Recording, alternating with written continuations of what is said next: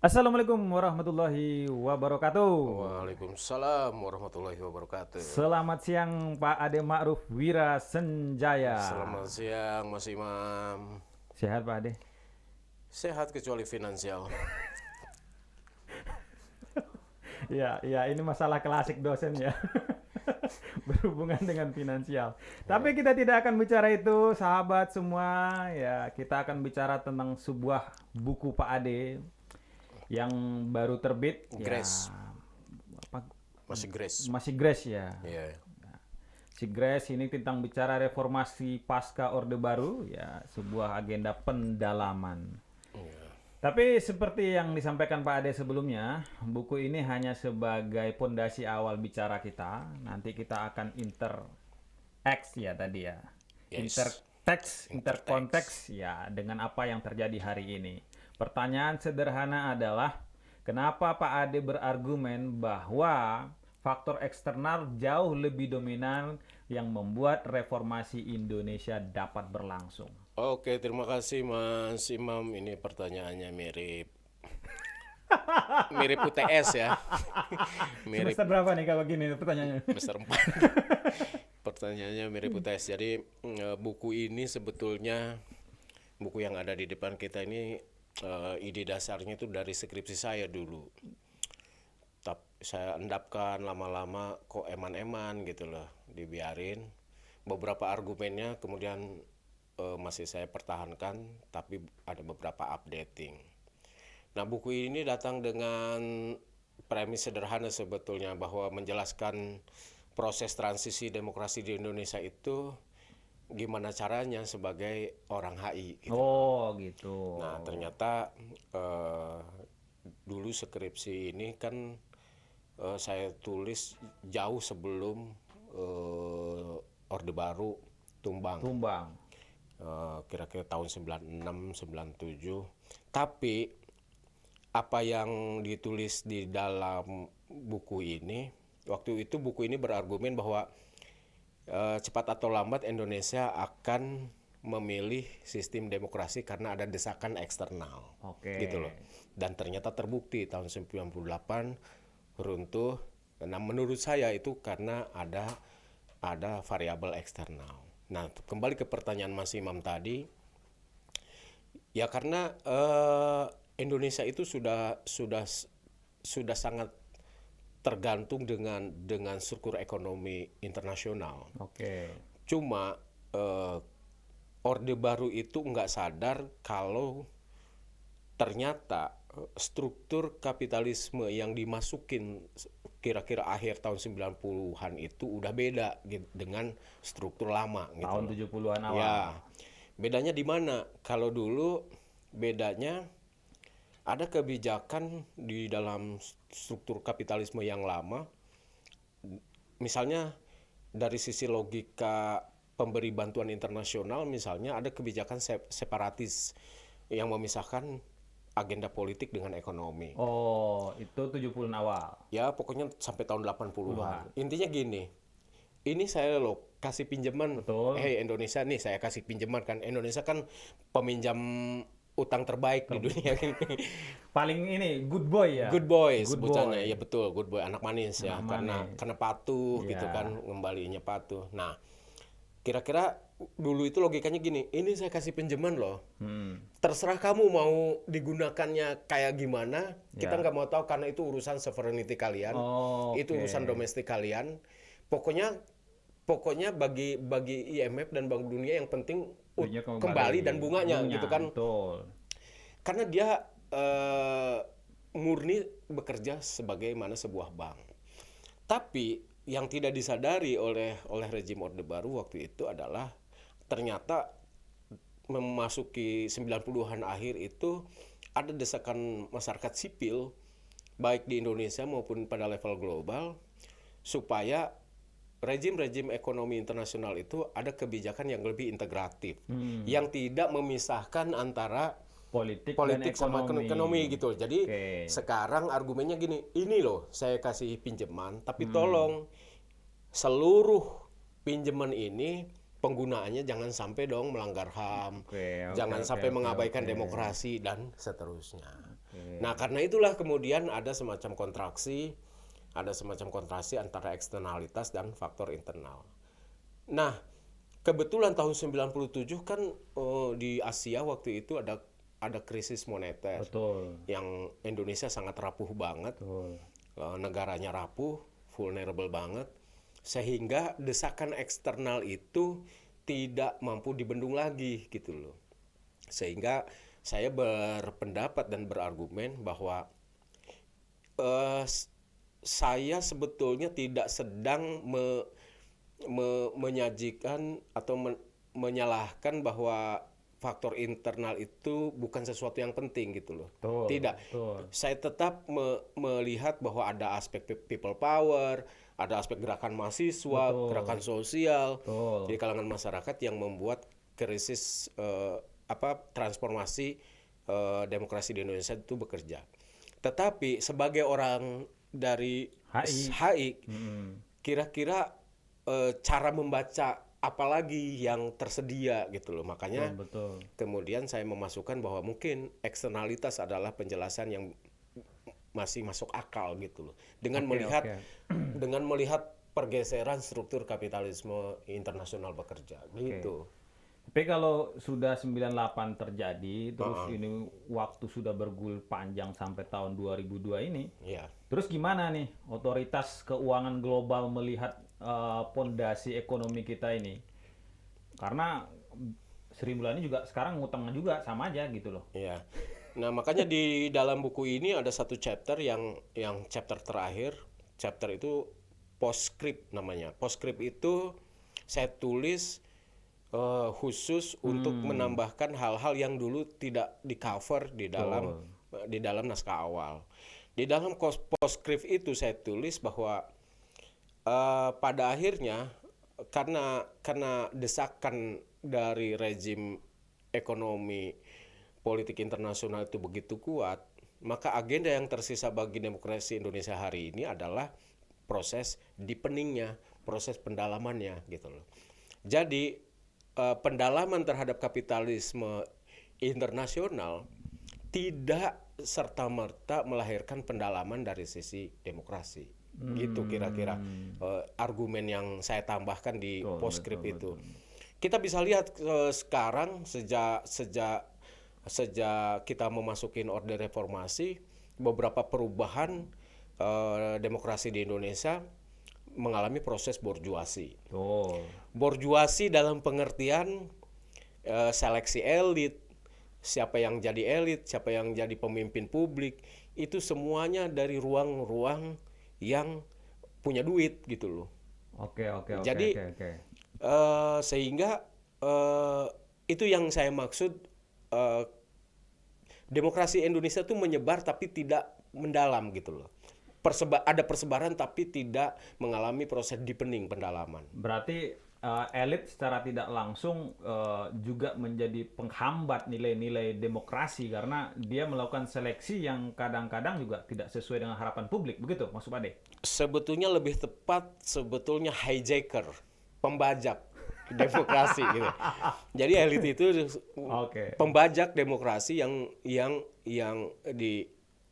digerakkan misalnya oleh gerakan mahasiswa, oleh gerakan sosial, keagamaan, tapi kemudian ada kelompok borjuasi baru yang melihat ruang politik demokrasi Indonesia ini semakin mahal, semakin tidak affordable bagi Mas Imam sebagai dosen. Bisa nggak sih Mas Imam jadi wakil rakyat? Aku yakin nggak bisa gitu loh. Ya wajahnya nggak cocok. Bukan wajahnya, soal kantongnya gitu loh. Jadi ada apa lagi? Tadi udah ngomong. Iya betul gitu. Makanya itu yang saya bilang proses demokrasi di Indonesia mengalami borjuasi gitu loh. Borjuasi artinya hanya pemilik modal aja. Kemudian yang bisa mengisi instalasi politik di Indonesia gitu. Dari berbagai level gitu. Kalau begitu pola berpikirnya, berarti secara tidak langsung demokrasi kita ini kalau tidak mendalam berarti masih di permukaan itu berarti. Atau di mana Pak Ade menjelaskan itu gitu? Sebetulnya konsep pendalaman demokrasi itu ngetop banget tahun-tahun 95-an ya. Waktu itu kan sebelum ada argumen pendalaman demokrasi, ada proses yang oleh Samuel Huntington itu sebagai the third wave of democratization, ya, iya. gelombang ketiga. Betul. Nah, setelah tesis Huntington itu kemudian dilanjutkan oleh beberapa pemikir. Nah, salah satu tesisnya adalah pendalaman demokrasi, deepening demokrasi, yang banyak membahas tentang bagaimana demokrasi di Asia gitu loh. Bagaimana demokrasi bekerja di negara-negara Asia. Ternyata di Indonesia juga persoalannya sama, yaitu demokrasi kurang mengalami pendalaman sehingga elit yang tampil ya 4L gitu loh. 4L. Betul. Lu lagi dan betul. dari circle itu aja gitu loh. Berarti dari proses deepening demokrasi tahun 95 itu berarti secara tidak langsung seleksi 98 juga tidak pada tempatnya dong berarti. Ya, argumen deepening demokrasi itu kan muncul setelah argumen Samuel Huntington tentang gelombang ketiga demokratisasi. Tapi setelah itu kemudian demokrasi diterima sebagai sistem yang kira-kira cocok oleh banyak negara. Nah, agenda di negara-negara Asia terutama adalah persoalan pendalamannya itu. Nah, ketika reformasi tahun 98, proses reformasinya iya, ada kekuatan dari bawah. Tetapi proses transisinya, mengisi instalasinya, siapa yang jadi anggota parlemen misalnya kan, siapa yang jadi gubernur dan seterusnya, itu lama-lama seperti kita lihat sekarang, itu mengalami proses borjuasi gitu. Betul. Artinya semakin mahal, biaya politik semakin tinggi, sehingga elit-elit politik kita lihat sekarang ada penyanyi dangdut, artis, selegram dan seterusnya gitu yang dipermak sedemikian rupa oleh mesin-mesin industri politik baru. Mesin industri politik baru itu bisa macam-macam, bisa lembaga konsultan, bisa media dan seterusnya. Jadi semuanya itu membutuhkan cuan, Mas Bro. Gitu loh. Berarti secara tidak langsung PSI juga begitu tuh. PSI. Kok PSI? Iya. Iya, dia kan Partai Sosialis Indonesia. Iya. Yang secara genetik seharusnya namanya itu sangat keren banget karena dulu kan Syahrir tokohnya kan. Iya. Tapi kok PSI yang sekarang isinya politisi magang gitu. Jadi bingung gitu saya. PSI kok begitu gitu. Padahal ekspektasi publik awal lumayan ya. Iya, misalnya dia pakai nama-nama Sosialis Indonesia itu pikiran orang-orang yang pernah membaca buku atau pernah bergaul dengan orang-orang gerakan pasti mikirnya, wih, Syahrir katanya betul. Ini banget sangat itu politik gagasan banget. Tapi sekarang kan kita lihat kan misalnya PSI. Jadi menurut saya semuanya mengalami borjuasi gitu loh, mengalami borjuasi dan gimmick yang dijual itu dikelola sedemikian rupa gitu loh untuk hanya hanya untuk merayu massa gitu. Betul. Berarti kelas-kelas elit lah yang kemudian memiliki akses terhadap kekuasaan. Ya, jadi jelas bahwa di Indonesia itu pendalamannya itu sekurang-kurangnya ada 3 agenda pendalamannya itu. Pertama,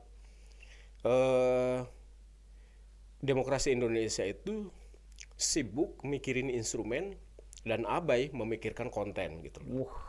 Jadi bisa dengar itu para politisi ya. Wah, keren sekali kata-katanya itu. Jadi instrumennya oke. Itu kan kayak demokrasi model skupeterian ya.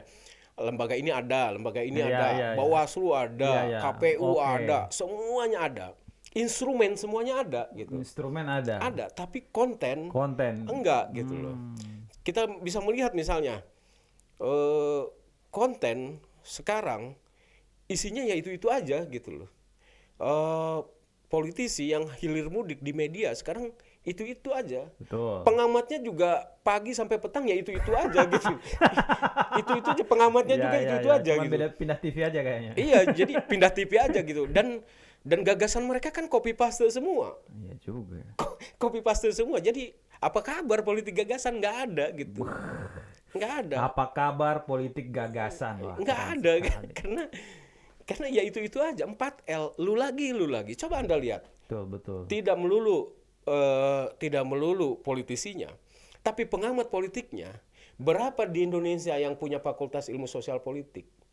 Menyebar Betul. dari Sumatera sampai Kalimantan ada. Ada. Tapi kenapa di televisi yang jadi komentator politik itu dari situ-situ aja. Oh. Dari zona itu aja lagi, dari Jakarta, kampus itu aja gitu loh. Jadi apa kabar politik gagasan di Indonesia? Dan mereka mengeluarkan pendapat itu copy paste. Pagi dikatakan di stasiun ini, sore dikatakan itu kan nggak menghidupkan wacana gitu loh. Betul. Sama sekali gitu menurut saya. Jadi itulah yang saya maksud.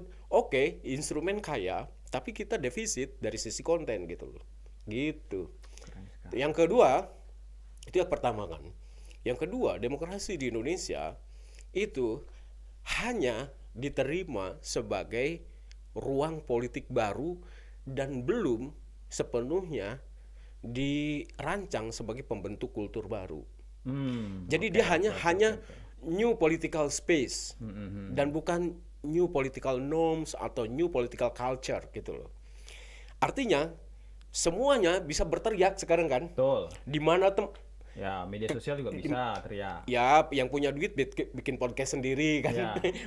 yang tidak bisa diterima elit itu tidak bisa punya akses, di mana dia bikin akses sendiri dengan bikin podcast sendiri gitu loh. Betul. Jadi itu ruang politik namanya. Bebas sebebas-bebasnya, kadang-kadang dengan hal-hal yang kadang-kadang berbau kayak buzzer gitu kan, kayak buzzer gitu. Seenak-enaknya gitu loh. Betul. Nah, jadi ruang politik demokrasi itu hanya ruang politiknya aja yang baru gitu loh. Tapi tidak ada kultur baru dalam demokrasi. Misalnya etika-etika publik misalnya. Soal penghargaan, soal toleransi, soal hal-hal yang sifatnya fundamental gitu. Nah, yang ketiga menurut saya agenda pendalaman demokrasi di Indonesia, demokrasi di Indonesia menurut saya kurang mengalami pendalaman karena itu tadi, mungkin ini sering ditemukan banyak orang, oligarki bekerja sedemikian sistematis sehingga oligarki itu menutup ruang regenerasi politik gitu. Itulah yang tidak mengalami pendalaman. Di beberapa daerah misalnya kan kayak magic banget politik Indonesia sekarang gitu. Saya pernah jalan-jalan ke sebuah kota di mana di kota itu ada baliho kontestasi, yang satu istrinya, yang satu suaminya. Betul. Saling berebut kekuasaan jadi kepala daerah. Kan saya mikir-mikir, emangnya di sini nggak ada gitu tokoh lain gitu loh. Nah itu, tapi untuk menjadi tokoh itu kita harus punya. Oke. Berarti ada 3 instrumen yang disampaikan oleh Pak Ade ya, menunjukkan bahwa memang dari misalkan tadi di awal disebutkan Pak Ade bahwa kita memang ada instrumen tapi minim konten. Kemudian ruang demokrasi yang seharusnya menjadi milik publik begitu, tidak mampu untuk bertransformasi menjadi budaya baru. Gitu. Yang ketiga, Pak Ade bilang bahwa demokrasi kita ini ya masih dipegang oleh oligarki, gitu, sistem oligarki. Berarti apa nih Pak Ade yang harus kita lakukan kalau kondisinya begini gitu? Misalkan kita sebagai akademisi juga melihat ruang seperti ini kan. Kontestasi ide dan wacana itu kan kita juga kalah karena tadi instrumen tadi gitu. Salah satu kerisauan saya kalau kita melihat diskurs atau gagasan di tahun 90-an, ada satu keberuntungan mungkin saya berada pada periode transisi di mana tradisi intelektual di Jogja masih saya alami waktu itu sebelum ke periode yang sekarang. Nah, kelihatannya di Indonesia itu kurang intelektual publik gitu loh. Intelektual publik. Kalau dulu banyak sekali intelektual publik. Oh, Intelektual oke, publik oke, itu oke, maksudnya, paham. intelektual publik itu maksudnya cendekiawan yang tidak melulu ngurusin karir akademiknya gitu loh. Tapi dulu kan Ya, paham. dulu kan ada misalnya Kunto Wijoyo, ya kan, Amin Rais. Betul. Nah, itu namanya intelektual publik ini. Sehingga mereka selalu menjadi blok untuk mengkanter berbagai fenomena politik mutakhir. Tapi mungkin zamannya sudah lain ya sekarang. Betul. Pada main TikTokan kan. Pada main reel gitu. Pada main TikTokan, sehingga menurut saya kelas-kelas intelektual publik itu mungkin agak mengalami kekosongan. Yang kedua menurut saya yang masih menjadi harapan adalah tampilnya kelas-kelas independen gitu loh. Kelas-kelas independen yang mungkin salah satu harapannya ya memang dari kampus gitu loh. Betul. Sama dari social movement, dari gerakan-gerakan sosial, mungkin dari Muhammadiyah, mungkin dari NU, yang generasi-generasi barunya ini punya relatif punya independensi gitu loh. Ya, kalau ini elit-elitnya masih jadi komisaris gimana coba? Wah, kalau itu kedaulatan masing-masing. Jadi Kalau mahasiswa gimana Pak Ade? Masih ada harapan nggak ini gitu loh dengan perkembangan TikToker semacam-macam ini? Nah, memang gerakan mahasiswa itu sekarang lebih lebih terhubung dengan cara produksi teknologi masa kini. Ya, di satu sisi mungkin terlihat kurang militan. Betul. Di sisi lain mungkin itu semacam penyediaan siasat untuk begini loh cara gerakan sekarang yang lebih funky, lebih catchy misalnya dan seterusnya. Tetapi menurut saya aspek militansi itu mungkin yang agak kurang gitu. Kurang, ya. Tapi menurut saya juga ada aspek lain, berdasarkan apa yang saya amati misalnya, mungkin generasi sekarang juga merasa orang gerakan mahasiswa yang dulu juga hanya berakhir di sana. Betul. Berakhir menjadi seperti itu. Betul. Jadi ini sejarah kami tidak punya ikatan apapun dengan sejarah kalian gitu loh. Karena toh juga yang dulunya menjadi garang di jalanan sekarang jadi burung merpati di istana misalnya kan. Jadi mungkin ada psikologi semacam itu. Sehingga ya udah kita dengan cara kita sendiri, dengan cara yang disediakan oleh dunia sosial media dan seterusnya, sehingga mungkin gerakan mahasiswa sekarang mungkin tidak terlalu militan, tapi saya merasa bahwa mereka masih punya punya daya panggil historis yang cukup bagus. Kalau kayak Omnibus Law misalnya ya. Betul. Itu kan ini banget ya, kelihatan banget bahwa mereka tidak bisa dianggap remeh gitu loh. Mereka menyatu dengan jejaring yang tersedia gitu loh. Oke, betul.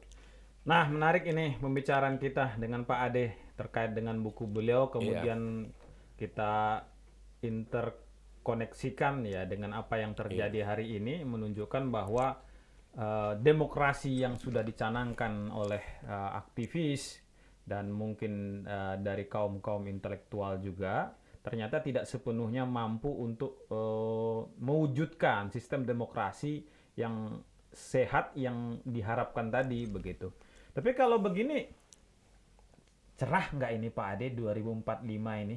Saya nggak ngomong 2024 ya, itu terlalu dekat sekali. Menurut saya kok jadi buram ini, sejarahnya ini kok kayaknya gelap ini Pak Ade. Ini saya bukan BMKG ya, jadi saya nggak bisa meramal cerah apa enggak gitu. Pak Ade bisa dong.